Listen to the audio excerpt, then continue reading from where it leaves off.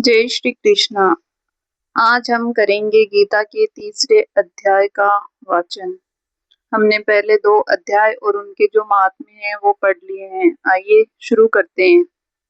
श्री ओम नमो भगवते वासुदेवाय वासुदेव विश्वेश्वराय आदि पुरुष अपरम परि आलेख पुरुषाय नमः। आइए प्रारंभ करते हैं तीसरा अध्याय। अर्जुन ने पूछा, हे जनार्दन, यदि आपके तप से, कर्म से, बुद्धि से श्रेष्ठ है, केशव मुझे इस घोर कर्म में क्यों लगाते हो? मिले हुए वचनों से आप मेरी बुद्धि को भ्रम में डाल रहे हैं। निश्चय करके मुझे बतलाइए, जिससे मैं कल्याण को प्राप्त हूँ। श्री कृष्ण जी बोले, हे निष्पाप अर्जुन, मैं पहले समझा चुका हूँ कि इस श्लोक में 2 प्रकार की निष्ठा कही है। एक तो सांख्य वालों का ज्ञान योग, दूसरा योगियों का कर्म योग। कर्मों का प्रारंभ न करने से ही कोई निष्क्रम नहीं कहलाता और कर्मों को त्याग करके संन्यास ग्रहण करने से ही किसी को सिद्धि नहीं मिली। मनुष्य क्षण भर भी कर्म किए बिना नहीं रह सकता। प्रकृति के गुण ही सब मनुष्यों को कुछ न कुछ कर्म करने में लगाते हैं। जो अज्ञानी कर्म इंद्रियों को रोककर आत्मचिंतन करने के बहाने विषयों की चिंता करता है, वह पाखंडी मिथ्याचारी कहलाता है।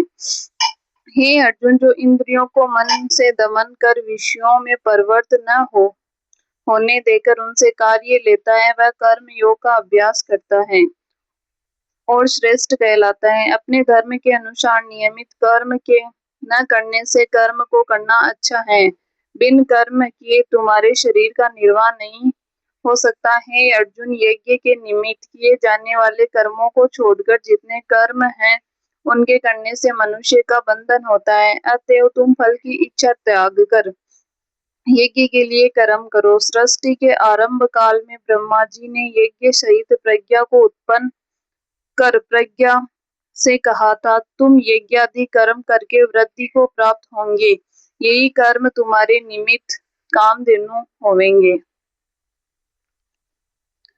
इस यज्ञ से तुम देवताओं को संतुष्ट करते रहो और देवता भी तुमको संतुष्ट करेंगे। इस प्रकार परस्पर बर्ताव करते हुए तुम और देवता कल्याण को प्राप्त होंगे।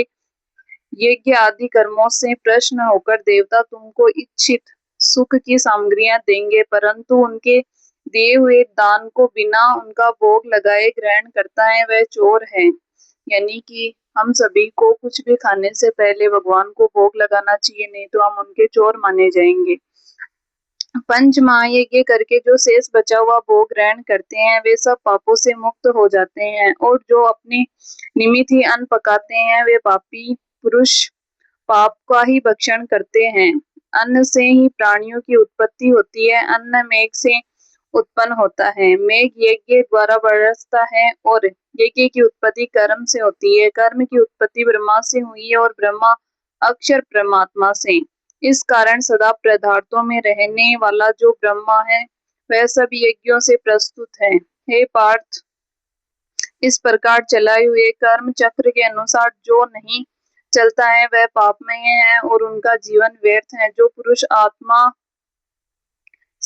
आत्मा में ही रहता है और आत्मानंद अनुभव से तृप्त रहता है, आत्मा में ही संतुष्ट है, उससे कुछ भी कार्य शेष नहीं है। वह कर्म करे या न करे, उसको कोई प्रयोजन अथवा लाभ नहीं है और किसी प्राणी से अपना लाभ करवाने की भी उसे कोई आवश्यकता नहीं है। इसलिए तुम फल की प्राप्ति की इच्छा त्याग कर कर्तव्य का पालन करो, क्योंकि फल की इच्छा त्याग कर कर्म करने वाला पुरुष मोक्ष को प्राप्त होता है। हे पार्थ, मुझको 3 लोकों से भी कर्म शेष नहीं रहा है और न कोई अप्रिय वस्तु प्राप्त करनी है, फिर भी मैं कर्म करता हूँ। यदि हम भी आलस्य में आकर कर्मों को नहीं करेंगे, इससे मैं कर्म न करूं, तो हम सब लोग भी न करने से नष्ट हो जाएंगे। इससे मैं वर्ण शंकरों से उत्पन्न करने का हेतु बनकर प्रजा को नष्ट करने वाला समझा जाऊंगा। जिस प्रकार अज्ञानी फल की इच्छा करके कर्म करता है, वैसे ही धन की इच्छा न करते हुए ज्ञानी को लोक शिक्षा की इच्छा करते हुए कर्म करना उचित है। कर्म में आसक्त अज्ञानियों की बुद्धि में ज्ञानी भेदभाव उत्पन्न न करे, परंतु आप स्वयं कर्म करता हुआ उससे भी प्रसन्नता पूर्वक कर्म करवाए। हे अर्जुन, सब कर्म प्रकृति के गुणों करके ही उत्पन्न होते हैं, परंतु जिनकी बुद्धि अहंकार से भ्रष्ट है, ऐसे मूर्ख लोग समझते हैं कि हम कर्ता हैं, परंतु जो गुण और कर्म के विभाग का सच्चा तत्व जानता है, वह ज्ञानी पुरुष ये समझकर इसमें आसक्त नहीं होता कि गुणों का खेल आपस में हो रहा है। हे अर्जुन, आध्यात्म बुद्धि से तुम सब कर्मों को मुझ में अर्पण करके कर्म फल की आशा ममता छोड़कर संग्राम करो। जो पुरुष श्रद्धा पूर्वक मेरे वचनों पर दोष दृष्टि न करके मेरे इस मत के अनुसार आचरण करते हैं, वे लोग कर्म बंधन से निश्चित मुक्त हो जाते हैं।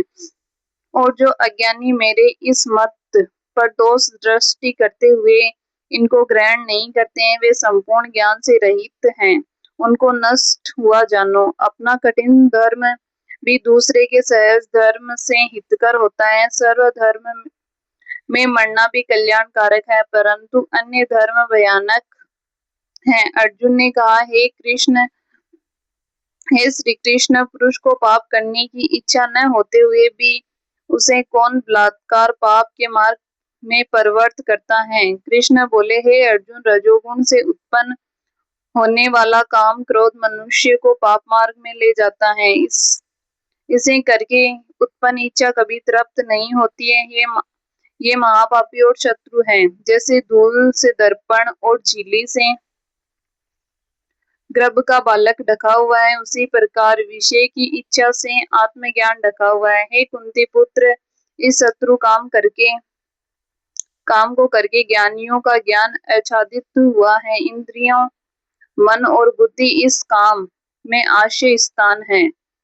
इनके सहारे विशेष इच्छा ज्ञान को आच्छादित करके जीवन को मोहित कर लेती है। अतएव तुम सर्वप्रथम इंद्रियों को वश में करके ज्ञान और विज्ञान को नष्ट करने वाले इस पापी काम को अवश्य ही जीतो। कहते हैं कि इंद्रियों सबसे प्रबल हैं और इंद्रियों से भी प्रबल मन है। इस प्रकार जो बुद्धि से परे है, उस आत्मा को जानकर निश्चयात्मक बुद्धि द्वारा मन को निश्चल करके हैं। हे महाबाहो, तुम धुरंधर शत्रु काम को जीत लो। जय श्री कृष्णा। श्रीमद् भागवत गीता का 3रा अध्याय वो समाप्त हो चुका है। आइए हम अब इसका जो महत्व है, इसको जो सुनने से और पढ़ने से हमें क्या प्राप्त होता है उसके बारे में जानते हैं। श्री नारायण जी बोले, हे लक्ष्मी, एक शूद्र महामूर्ख अकेला ही एक वन में रहता था। अनर्थों से उसने बहुत सा द्रव्य इकट्ठा किया। किसी कारण से वह सब द्रव्य जाता रहा। अब वह शूद्र बहुत चिंतित रहने लगा। किसी से पूछता है कि ऐसा उपाय बताओ जिससे पृथ्वी में जो गड़ा धन है वो मुझे मिले। किसी से पूछता है, कोई अर्जन बताओ जिसे लगाने से पृथ्वी में गड़ा द्रव्य दिखने लगे। तब किसी ने कहा, मांस मदिरा खाया पिया कर। तब वह खोटा कर्म करने लगा, चोरी करने लगा। एक दिन धन की लालसा कर चोरी करने गया। मार्ग में चोरों ने मार दिया। तदंतर उसने प्रेत की योनि पाई। उस प्रेत योनि में उसे बड़ा दुख हुआ। एक वट वृक्ष पर रात दिन चिल्लाया करता कि कोई ऐसा भी है जो मुझे इस अधम देह से छुड़ाए। कुछ समय बाद शूद्र की स्त्री से पुत्र जन्मा। जब उसका पुत्र बड़ा हुआ तो एक दिन उसकी माता ने उसने पूछा, मेरे पिता क्या व्यापार करता था और देहांत किस प्रकार हुआ। तब उसकी माता ने कहा, हे बेटा, तेरे पिता के पास बहुत द्रव्य था, वह सब यूं ही जाता रहा। वह धन के चले जाने से बहुत चिंतित रहने लगे। एक दिन धन की लालसा में चोरी करने गए, परंतु मार्ग में चोरों ने उन्हें मार डाला। तब बेटे ने कहा, हे माता, उनकी गति कराई थी। माता ने कहा, नहीं कराई। बेटे ने पूछा है माताजी, उनकी गति करानी चाहिए। माँ ने कहा अच्छी बात है। तब वह पंडितों से पूछने गया और जाकर प्रार्थना की, हे स्वामी, मेरे पिता एक दिशा में जाकर मृत्यु को प्राप्त हुआ, अतः उसका उद्धार किस तरह होए। पंडितों ने कहा, तू गया जी जाकर उनकी गति करता पितरों का उद्धार होगा। ये सुनकर उसकी माता की आज्ञा लेकर गया जी को गमन किया। प्रयागराज का दर्शन स्नान करके आगे चला। रास्ते में एक वृक्ष के नीचे बैठा गया, वहां उसको बड़ा भय प्राप्त हुआ। ये वही वृक्ष था जहां उसका पिता प्रेत योनि प्राप्त हुआ था। उसी जगह चोरों ने उसको मारा था। तब उस बालक ने अपना गुरु मंत्र पढ़ा। उसका एक और नियम था, वह एक अध्याय श्री गीता जी का पाठ नित्य किया करता था। उस दिन उसने श्री गीता जी के तीसरे अध्याय का पाठ उस वृक्ष के नीचे बैठकर किया, जिसे उसके पिता ने प्रेत योनि में सुना। जो सुनने से उनकी प्रेत योनि छूट गई और देवदेही पाई। स्वर्ग से विमान आए और वह विमान पर चढ़कर पुत्र के सामने आया और आशीर्वाद देकर कहा, हे पुत्र, मैं तेरा पिता हूँ जो मरकर प्रेत हुआ। तेरे इस पाठ करने से मेरी देही हुई हैं। अब मेरा उद्धार हुआ है और तेरी कृपा से मैं स्वर्ग को जाता हूँ। अब तू गया जी को अपनी खुशी से जा। इतना सुनकर पुत्र ने कहा, हे पिताजी, कुछ और आज्ञा करो जो मैं आपकी सेवा करूं। तब उस देवदेही ने कहा, देख, मेरी 7 पीढ़ियों के पितरों नरक में पड़े हैं। अब तू श्री गीता जी के तीसरे अध्याय का पाठ करके उनको भी इस दुख से मुक्ति प्रदान कर। इतना वचन कहकर जब वह देवदेही स्वर्ग को गई, तब उस बालक ने वहीं पर पुनः गीता जी के तीसरे अध्याय का पाठ किया और सब पितरों को उसका पुण्य देकर वैकुंठगामी किया। जो प्राणी श्री गीता जी के पाठ करें और श्रवण करें, उसका फल कहाँ तक कहें, कहने में नहीं आ सकता। तब श्री भगवान जी बोले, हे लक्ष्मी, ये तीसरे अध्याय का जो फल है मैंने तुमसे कहा है वह तुमने सुना है। इसके साथ ही श्रीमद् भगवत गीता का जो तीसरा अध्याय और उसका जो महत्व है वो समाप्त होता है। जय श्री कृष्णा। पूरा सुनने के लिए आपका धन्यवाद। और गीता जी के तीसरे अध्याय का पुण्य आपने सुन ही लिया है। जय श्री कृष्णा। चैनल को सब्सक्राइब करें, वीडियो को लाइक करें। Thank you.